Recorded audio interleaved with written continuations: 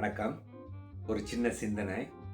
நம்மளை சுற்றி உள்ள உலகத்தை பார்த்து பலவிதமான மகிழ்ச்சி தரக்கூடிய காட்சிகள், விலங்குகள், சூழ்நிலைகள் இதெல்லாம் பார்த்து ரசிக்கிறோம்.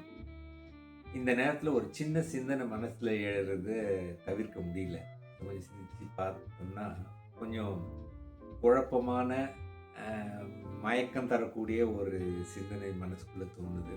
அது என்னன்னு கேட்டால், அழகழகான பறவைகள் பலதை பார்க்குறோம்.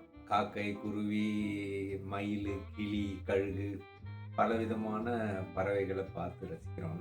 அதுங்க எல்லாம் சுறுசுறுப்பாக இயங்கிறதையும் பார்த்து அதுலேருந்து நம்ம ஏர்லி பேர்டாக இருக்கணும் அப்படின்னு சில சொற்றொடர்கள் எல்லாம் ஒரு எடுத்துக்காட்டு மாதிரி எடுத்துக்கிறோம்.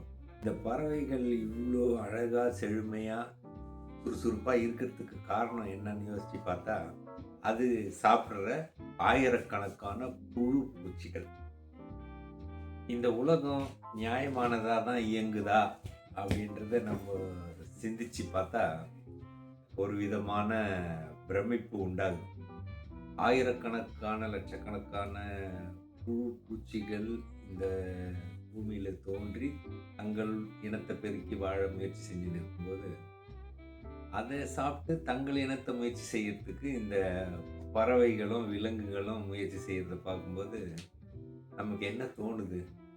எதுவுமே சொல்ல தோணலை. ஒரு பிரமிப்பாக இருக்குது. இயற்கையினுடைய அமைப்பை பார்க்கும்போது எது சரி எது சரியில்லை, இந்த உலகம் நியாயமானது தானா அப்படின்ற ஒரு கேள்வி எழறத தடுக்க முடியல.